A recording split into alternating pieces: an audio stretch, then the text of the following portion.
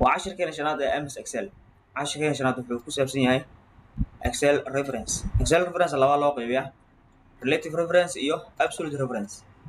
tusaalaha relative reference like A1, tusaalaha absolute reference $$1. marka maxay u kala bedelan yihiin aad ay ku caawin doonaan haddii labada aad kala fahanto xisaabaad kasta oo aad ku isticmaalayso Excel aad ay kuu sahlanaan doontaa. marka kuwa horta maxay ka dhigan tahay calaamadan waxay ka dhigan tahay $ka waxaa loo isticmaalaa kuwa horta absolute reference loo isticmaalaa. tusaalaheeda arki doona marka waxyaalaha ay qabanayso. hadda waxaan ku horumaraynaa tusaalaha relative reference-ga. reference sida markaas wax loola jeedana hore aan soo aragnay. hadda markaan cellkan click aan siiyo reference-giisa waxaan ka arki karaa namebox-ka qaybtan aan kusoo ogaan inay tahay. hadda waxaan joogaa fiiri E8 ayaan joogaa E8.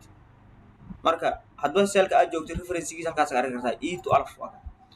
marka aan aragno tusaalaha oo marka relative reference tusaalihiisa waxaan haystaa xisaabaadkan marka inaan isku daraan rabaa equal aan leeyahay hore aan soo aragnay qaabka wax la isku soo daro kadib 5000 dooranaya shift equal isla qabanaya si plus aan u helo then numberka kale enter leeyahay marka kadib waan soo jiidaya hoos calaamad marka saa isku bedesho hoos u jiidaan. this cell reference waxa weeye relative reference tusaalihiisa waaye oo looma baahno $sign waxa u baahan tahay malaha qaabkaas ugu shaqeynaysa. okay markaan waxaan isla arkaynaa tusaalaha oo absolute reference arki doona marka wuxuu kaga bedelan yahay relative reference.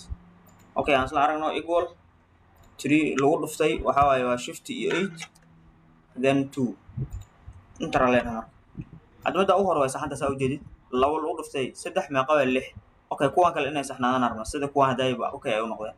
okay soo jiid marka sida wax noqday oo aragtaa marina marka qaabkee marka sidaa noqoto lagu sixi karaa waa inaan gelinaa $sign muxuu naga caawinaa loogu saaro oo uu xiraa oo xisaabta in sida ay tahay inay ku imaato ayuu markaasi ka shaqeynaa. marka qaybtan ugu horeysa waxaan gelinaa $sign. F4 keyboardkaada F4 waxaa ku celinaysaa ilaa 3 mar. haddii F4 ay ku shaqeynayna kaligeeda waxaad la qabanaysaa FN meesha ku qoran tahay kadib F4 3 mar ku celinaysaa 1 2 3 then had enter dheh aan fiirino marka inuu shaqeyn doono kale still weli wax baa ku jira.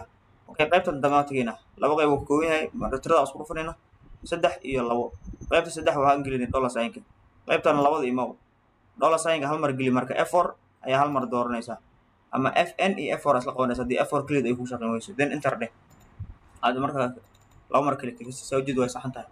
laba lagu dhuftay marka 3 meeqa waa 6 laba 4 ku dhufana waa 8 laba 5 ku dhufo waa 10 laba ku dhufan 4 waa. marka absolute reference-ga sidaas ayuu markaasi ku anfaca markaasi muhiimadda zaidka ayuu leeyahay. hadda waxaan saan rajeynayaa waan fahnay relative reference iyo absolute reference waxay kala bedelan yihiin. midkan oo relative reference-ga asaga ma laha $sign ma laha calaamada dollarka ma laha sidiis ku shaqeynaa. midkan kale oo absolute-ka ah wuxuu leeyahay calaamada dollarka qaabka loo gelino asla aragnay. mid ugu horeyso 3 mar ayaad markaa F4 ku celinaysaa ama FN iyo F4 3 mar isla qabanaysaa. midaan kalena hal mar kaliya ayaad F4 taabanaysaa haday ku shaqeyn weyso FN iyo F4 hal mar isla taabanaysaa then qaabkaas ay kugu shaqeyn doontaa.